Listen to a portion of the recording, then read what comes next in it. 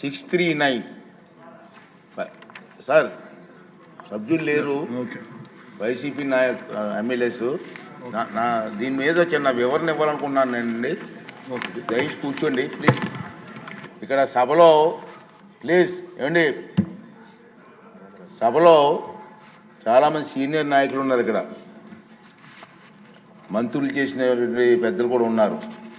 మీ దృష్టికి ఒక విషయం తీసుకురావాల్సిన అవసరం ఉంది. ఈ సమావేశాలలో దురదృష్టవశాత్తు దాదాపు 25 ప్రశ్నలకు సభలో సమాధానం లభించలేదు.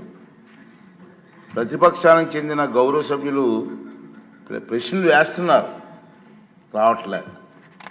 దాని మీద దాని కారణం ఏంటంటే వాళ్ళు ప్రశ్నలు వేయడం వల్ల మరొక 2 మెంబర్స్కి మాట్లాడే అవకాశం పోతుంది.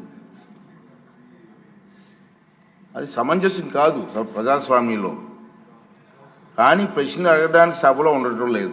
మీరు చూస్తూనే ఉన్నారు, ప్రశ్నలు వస్తున్నాయి, వాళ్ళు సభలోకి రావట్లేదు. ఈ కారణంగా సభలో ఎవరో ఒకరి ద్వారా మరో 2 ప్రశ్నలు అడిగే అవకాశం కోల్పోతున్నారు. ఇది చాలా దురదృష్టకరం.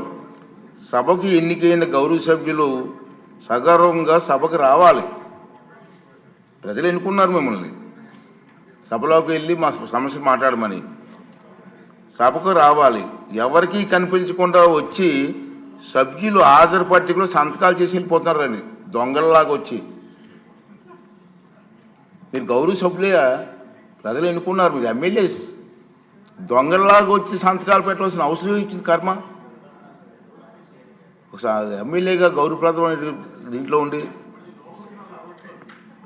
హాజరు పట్టికలో సంతకం చేసి సభకు ఆ మొహం చాటేయడం వారికి గౌరవాన్ని తగ్గించిందే తప్ప పెంచదని చెప్పి నా తాలూకు అభిప్రాయం. వీరిలో ముఖ్యంగా నా దృష్టికి వచ్చింది వై బాలనాగిరెడ్డి గారు, తాటిపర్తి చంద్రశేఖర్ గారు, రేగం లింగం గారు, మత్స్యలింగం గారు, విరూపాక్ష గారు, మత్స్యరాజ విశ్వేశ్వరరాజు గారు, ఆగిపాటి అమర్నాథ్ రెడ్డి గారు, దాసరి సుధ గారు. మనం చూసాం, మనం గవర్నర్ ప్రసంగం ముగిసిన తర్వాత అంటే ఫిబ్రవరి 24వ తేదీ తర్వాత వేరు తేదీల్లో అటెండెన్స్ రిజిస్టర్లో సంతకాలు పెట్టేట్టు నా దృష్టికి వచ్చింది. అంత దొంగచాటును వచ్చి ఒక దొంగల మాదిరిగా సంతకాలు పెట్టవలసిన అవసరం లేదు. కానీ వారు ఎవరు కూడా నాకు సభలో కనిపించలేదు. సంతకాలు ఉన్నాయి కానీ సభలో కనిపించారండి మీకు ఎవరికన్నా? నాకైతే కనిపించలేదు.